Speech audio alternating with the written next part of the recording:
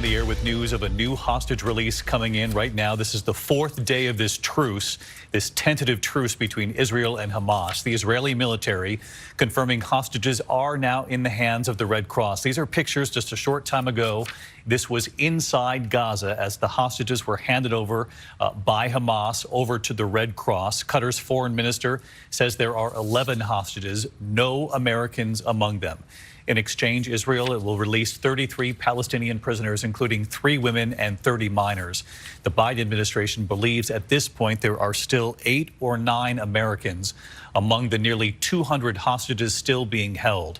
Earlier today, the White House confirming the two sides have agreed to extend this ceasefire now for 2 more days. The White House says Hamas has committed in those 2 days to release another 20 women and children in the next 48 hours. Again, the pictures you're looking at coming in just a short time ago, these are hostages inside Gaza being held by Hamas, being handed over to the Red Cross then delivering them through Egypt back to Israel. And we have just learned they are back in Israeli territory. Let's bring in Matt Gutman, who is standing by with late reporting. Matt, what have you learned? David, a special IDF unit picked them up somewhere near the border, taking them from the Red Cross. In today's batch, the 4th batch in 4 consecutive days, 9 children and 2 women. All of them, it's 5 families. All of them have fathers still in Gaza. Of those 5 families, they're now going to be brought to an Israeli military base. Then they'll get a brief medical check. At that point, they'll check their identities, make sure that they are who were listed on that list given from Hamas to the Israeli military and the government. Then they're going to hand them a telephone. They're going to allow them to have that first call with loved ones.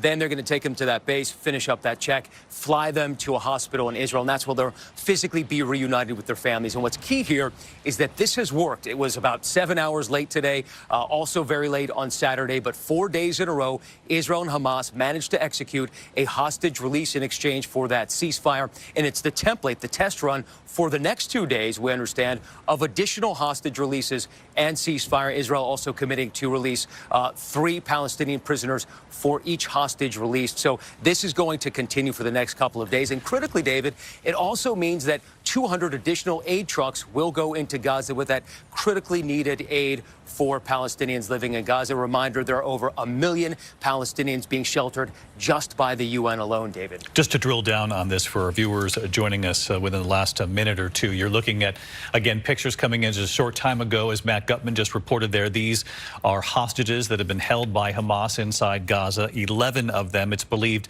it includes 9 children and 2 women handed over by Hamas to the Red Cross then delivering them through Egypt and back into Israel at this hour. We always wait to make sure they're back in Israeli territory before we come on with the news. And Matt, just back to you for one big picture question here. This is now day 4 of this very tentative truce between Israel and Hamas. Each of these days has brought a batch of hostages for these families that have been enduring this excruciating wait, and they've now agreed to 2 more days.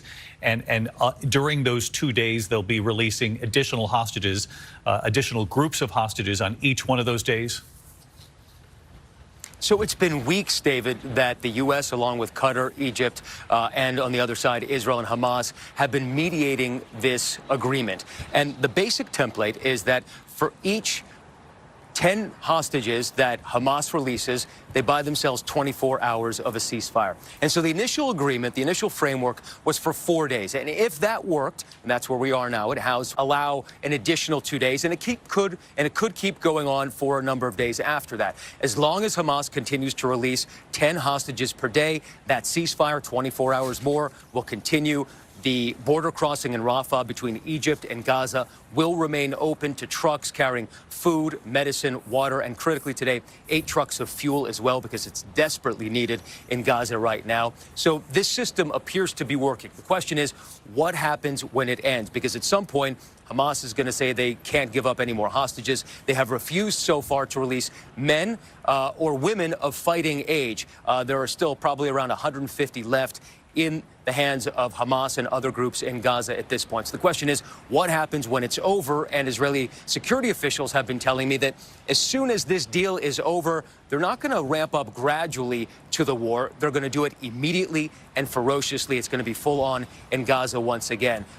Their aim, they continue to say, is to destroy Hamas, to dismantle it as much as they can in the Gaza Strip, David.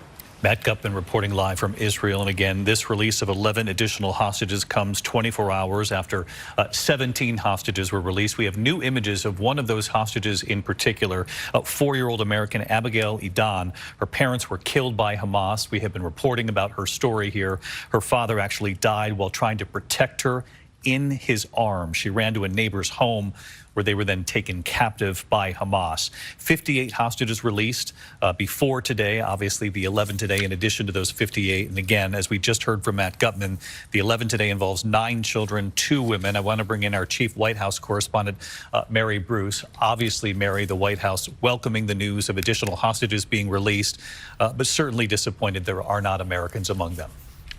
Yeah, of course, David, they are welcoming this news, grateful that these hostages are being released, but they had been hoping that Americans would be among them. They continue to be hopeful that in the next 2 coming days, we will see Americans being released. The White House, though, is stressing that they have very little visibility into who is on Hamas's list, how the organization is deciding who to release and when.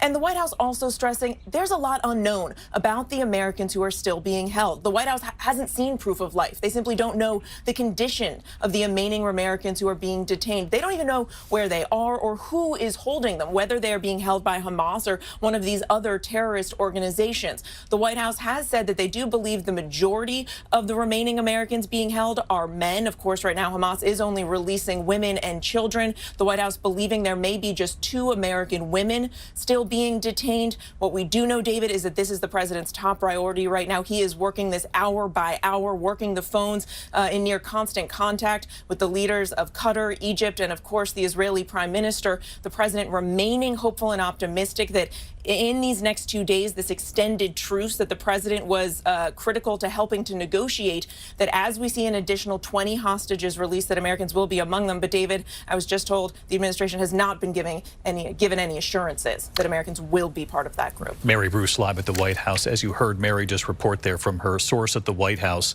they do not know the condition of the remaining Americans being held hostage, being held captive by Hamas. It's believed 8 or 9 Americans. It's not clear whether or not it's even Hamas holding them at this point, and where in Gaza they are, whether it's another terrorist group. Again, so many unknown questions here as we continue to watch these developments unfold. Day 4 of this truce, an additional 11 hostages just released, 9 of them children, 2 of them women.